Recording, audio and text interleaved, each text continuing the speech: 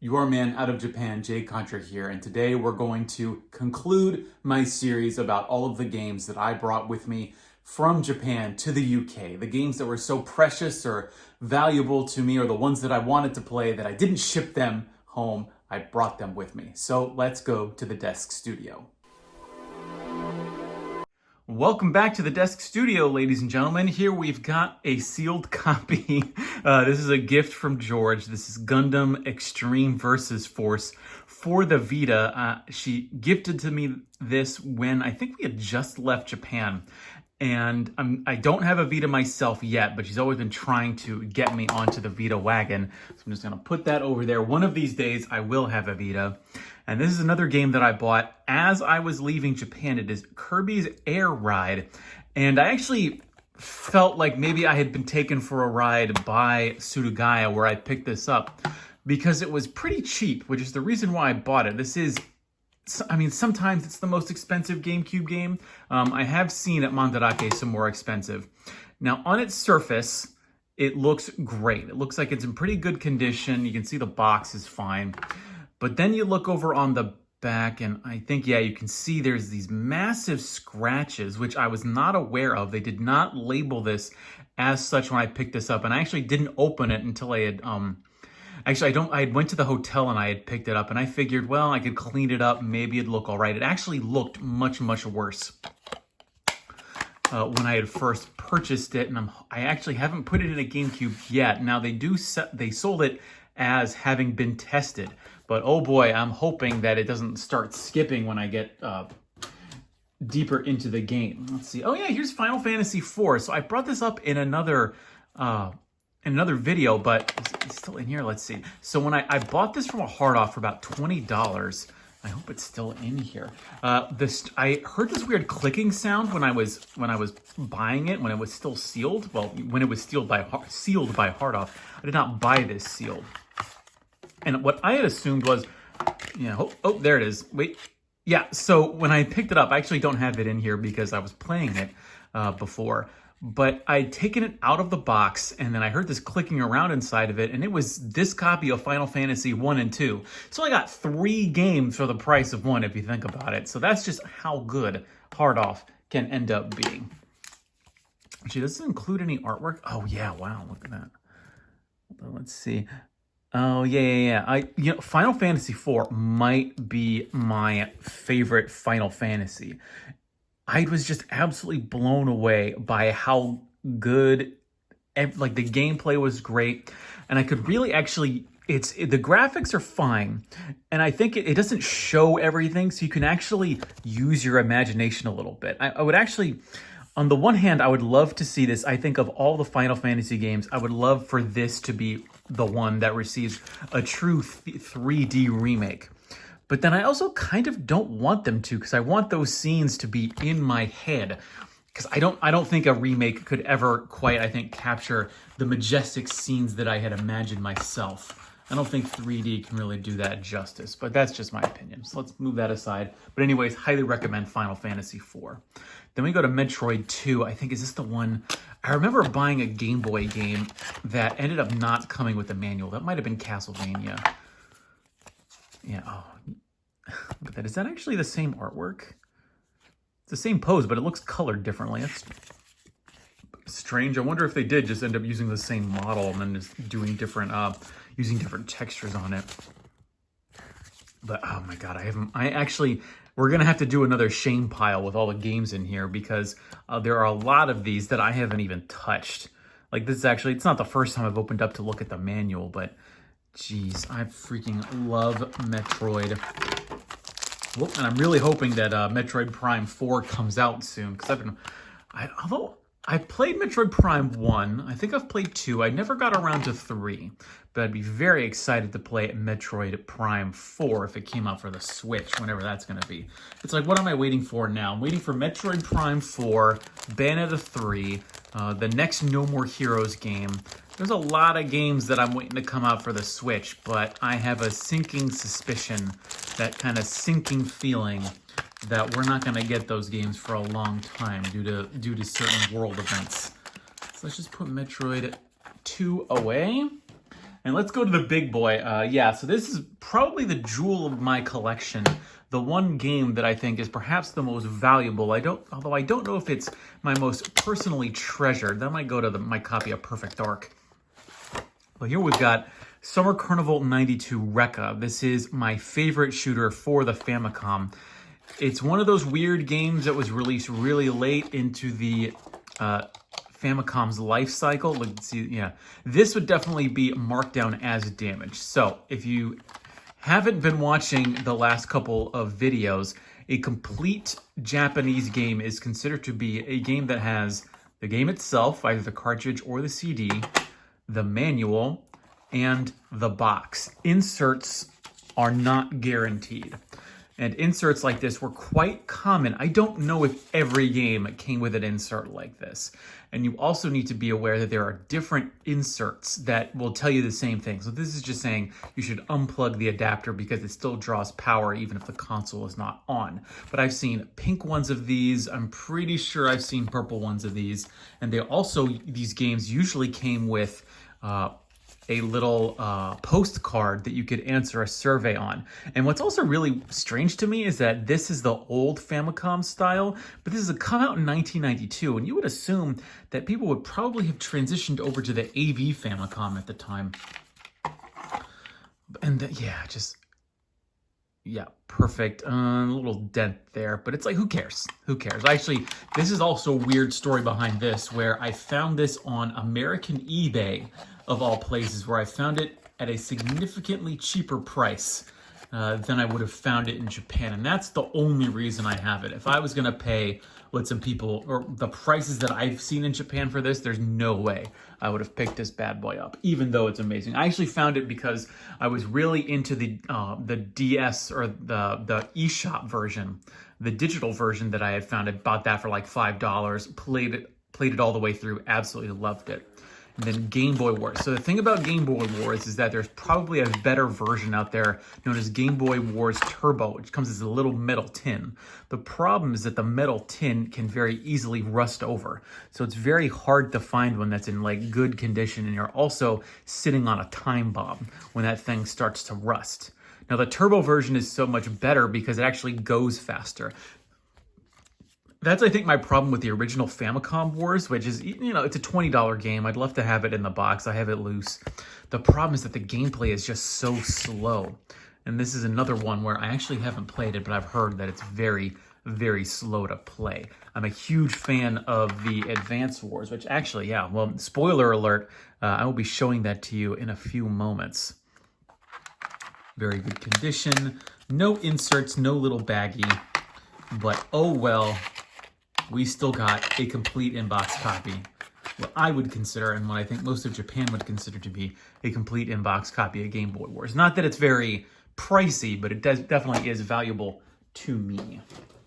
Let's get some of the CD games out of the way. Here we've got another game I bought as I was leaving, Gunspike for the Dreamcast by Saikyo. I can't believe Saikyo actually came out with this.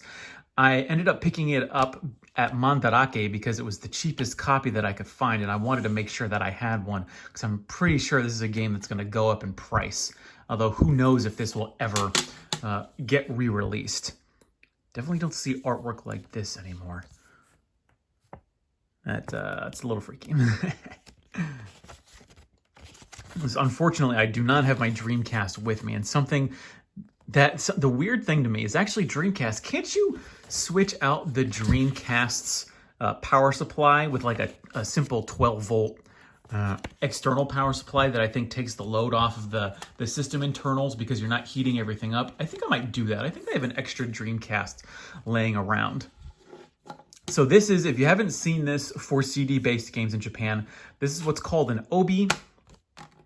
This goes on the edge of the game. This is included with all CD-based games. It's not necessarily necessary to be counted as a complete in-box game for a CD-based game.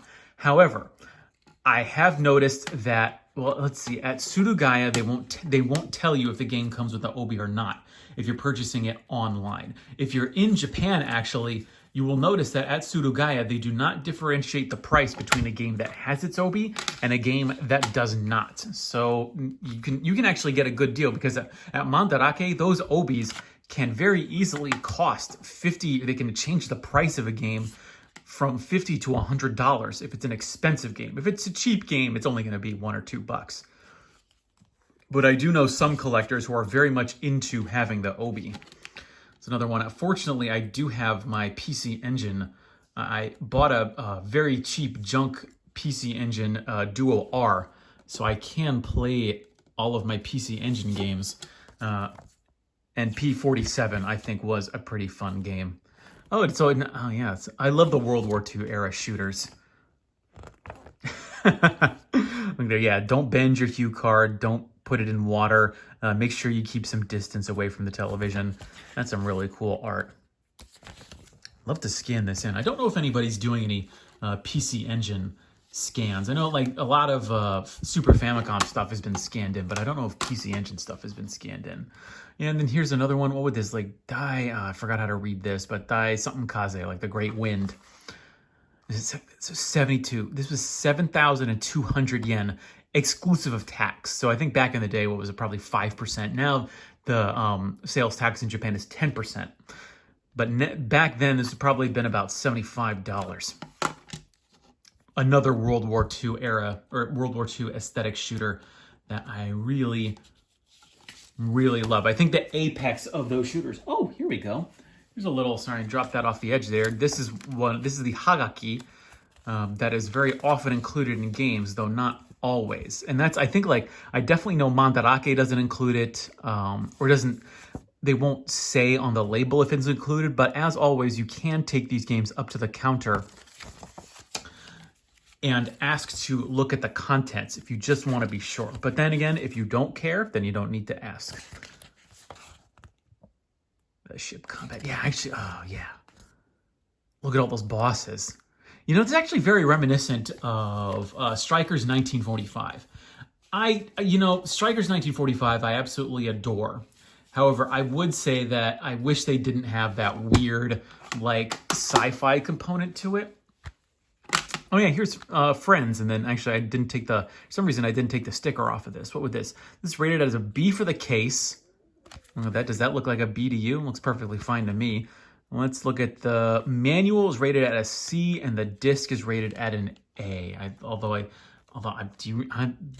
know if this damage was caused by me. It's entirely possible. I would accept. The thing is if you're buying like a mint condition A grade Japanese game, I'm turning that bad boy into a C as soon as I get it, as soon as I ship that thing home, or even if I'm carrying it home.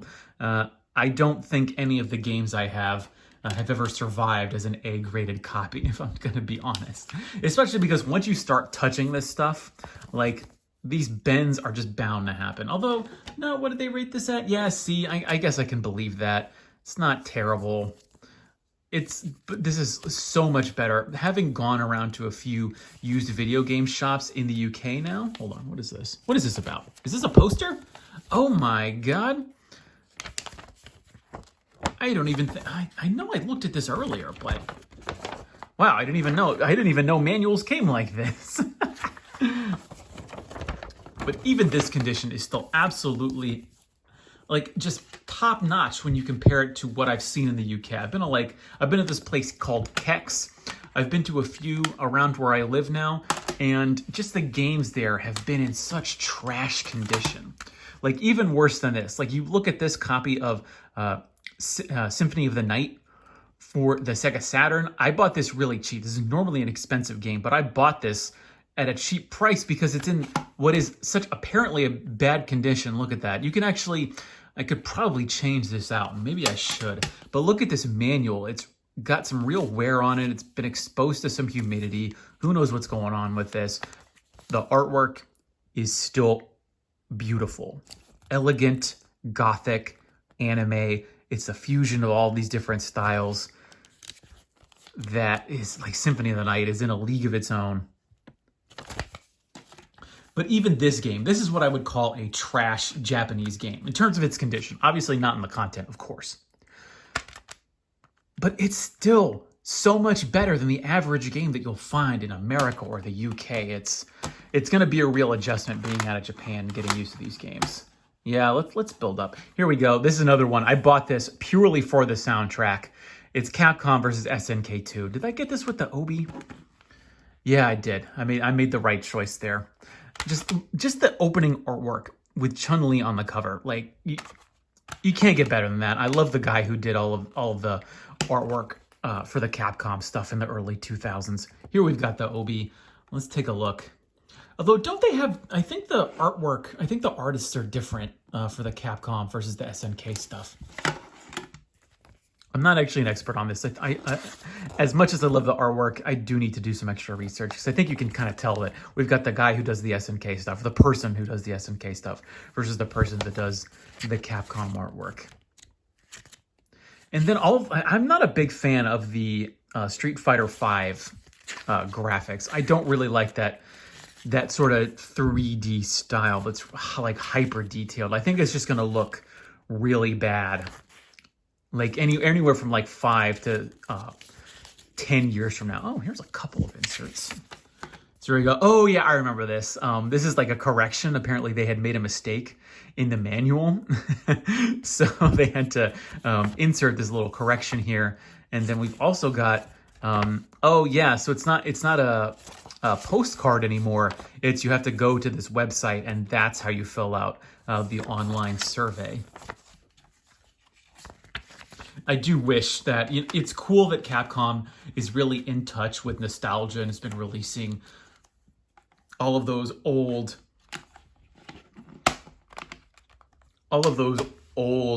ports and huge collections. But I don't think it's quite the same as releasing, like, if Street Fighter VI was a cool 2D game, but they'll never do it. I don't know if it's because of expense or the difficulty programming. I'm not sure. Then we go to, what is this? Dracula Densetsu, The Legend of Dracula. Or what do they call this? Castlevania Legends. I bought this cheap. I think it was like $20. I think it's like $50-$60 now if it's complete. And I actually kind of wish I hadn't because, well, the gameplay is okay. It didn't have the manual, which is really disappointing for me, which is, I don't know, I should have checked this. I don't often do my due diligence when I'm collecting the games because oftentimes I'm actually just in it for the game itself. And I think it was at such a cheap price point that I could probably find a manual for a few bucks somewhere else. And then again, it's like, it's not one of the mainline Castlevania games, so I'm not really expecting a whole lot out of it. I actually do like how small the box is, though. Like, the Game Boy box is already small enough, but then you go to the Castlevania box, it's even smaller.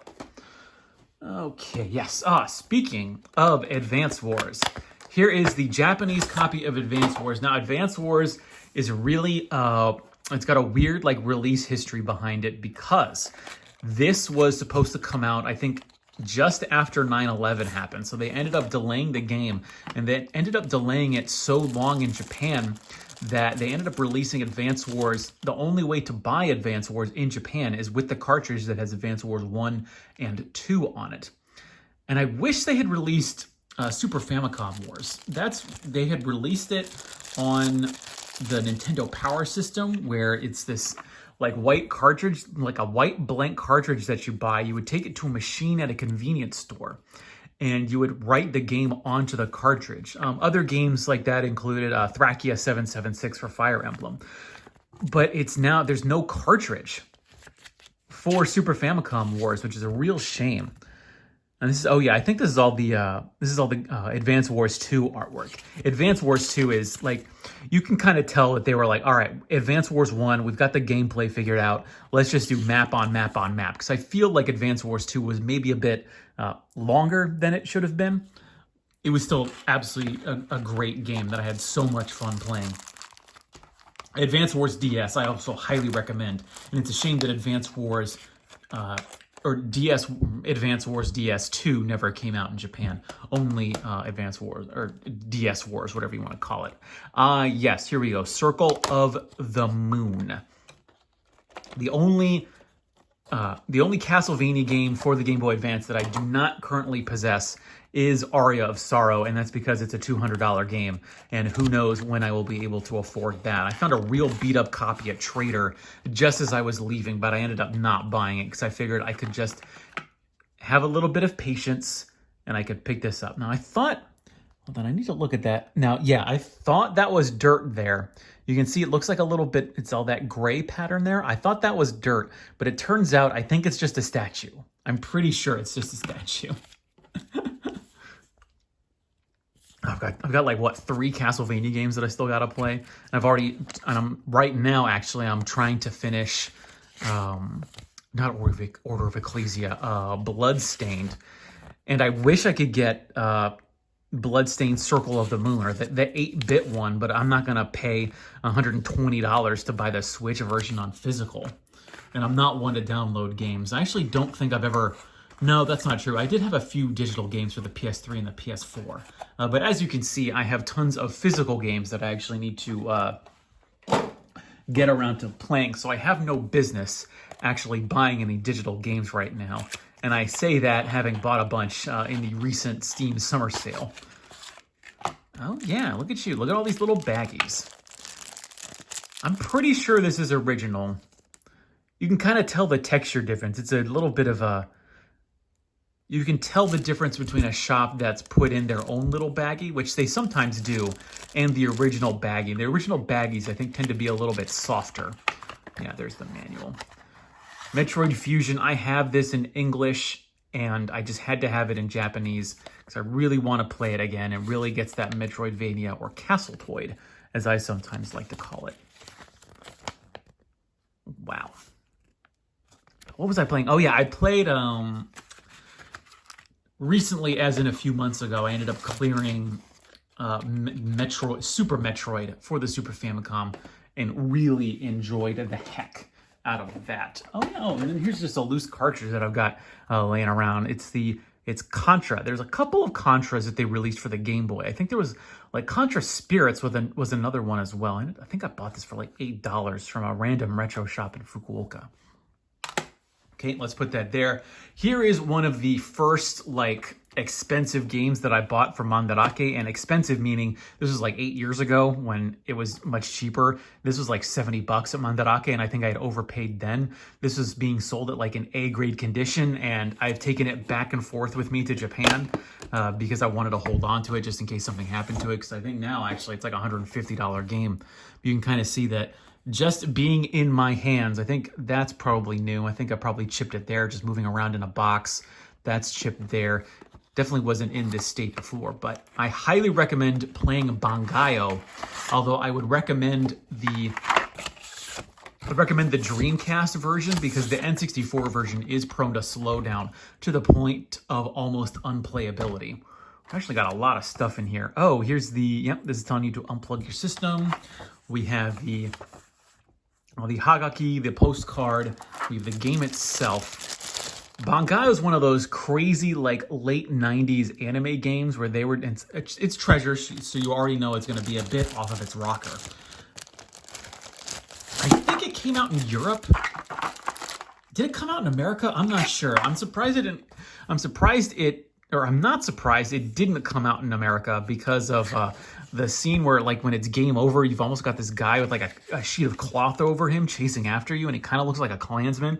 It's absolutely ridiculous, and it's a ton of fun. I do not believe this will ever be receiving a re-release. Look at all those different ways you could hold the controller. And this is in 1999, when people had probably figured out how to use the N64 controller by that point, but you've already got, like, 4 different controller styles. That's how ridiculous the N64 controller was, and I'm not surprised to have seen it just get demolished by the PlayStation in Japan, at least. Let's put you away.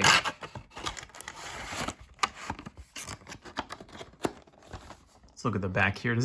It's one of those things where it's like, yeah, you're piloting a mobile suit, and instead of being like Evangelion or the Mobile Suit Gundam series, where it's like, oh, you're a sad boy piloting the Gundam, you have such a huge responsibility. It's like, no, you are in a mobile suit that can shoot missiles at like a rate of like 5 per second. You need to enjoy this and you need to blow some stuff up. That's the real appeal of Bakuretsu Muteki Bangayo, at least for me. Then we've got this game, which is the only game that I've ever bought that's gone up in value. Here we have Getter Love, which I bought this. I remember very distinctly. I bought this in a place called Kitakyushu near Fukuoka. I was there with George, my girlfriend, and there was this beautiful place called Manga Soko. They had a huge one that had like, it was just a half of an entire store floor. It's a general shop that sells used items, and half of the second floor was just old video games. And I really regret not spending more money there, because I would have saved loads of money in the future. They had every possible rare GameCube you could have thought of.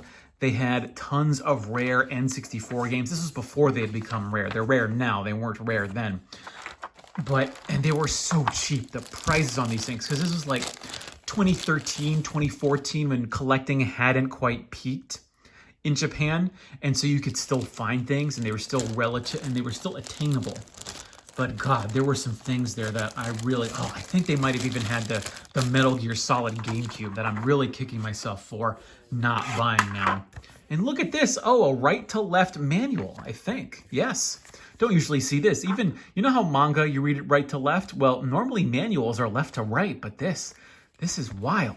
Oh, and look at the comic. I reviewed this years ago. I loved playing it. It's this wild, like almost Mario Party-esque game where you're in a town that's almost like you're bored and you're chasing around different anime cuties, and you basically play mini games to win their affection. It's bonkers. There's never been a game like it. Hudson. So I guess Konami probably owns the intellectual property for Getter Love. It's one of those import N64 games that I would highly recommend playing. However, I don't know if I could recommend paying the $200 that this thing is worth now. Come on, let's put you away. Putting you away. Come on. There we go. Oop, oop. Oh, hold on. Moving the camera back. There we go. Oh, thank you for your purchase. Okay, hold on. There's Bankai. Yep, let's put it there. All right, we're down to the last two. That was top three. Let's go to the top two. This is going to be tough. This is real tough. Let's just go with Rondo of Blood. I remember exactly where I bought this. I was again in Kitakyushu. So Kitakyushu is this place that's about a 20-minute bullet train ride or an hour regular train. I want to be careful because I don't want to mess up the manual here. Maybe we should get in the corner. Man, this manual's much thicker than I remember. That's the real trick with these old manuals. You got to be careful with the lips here. So I bought this at the Mandarake in Kitakyushu. This is normally like a $150 game, but for some reason they had it for like $70. And I was like, absolutely, I will pay $70 to have one of the best games ever made. Definitely, I don't know if it's my favorite Castlevania. I'm not actually sure if I have a favorite Castlevania. Might be Castlevania 3. I'm not sure. Oh, I hope YouTube doesn't ban me for that. But Castlevania, Kitakyushu, if you have the opportunity, if you are down in the south of Japan, I would highly recommend going to the Mandarake and the Surugaya. They're in a place called Aru Aru City. They have some of the cheapest prices on retro games, even today. I was actually just there. Was I there? Yeah, I think I went there back when I was helping George move. But you can find some really cool and very cheap games. And then finishing off the box, we have another prize of my collection, Battle Garega, my favorite shooter of all time, and it takes the World War II aesthetic to its climax. Look at those. There's no better shooter that has better music or better gameplay than Battle Garega.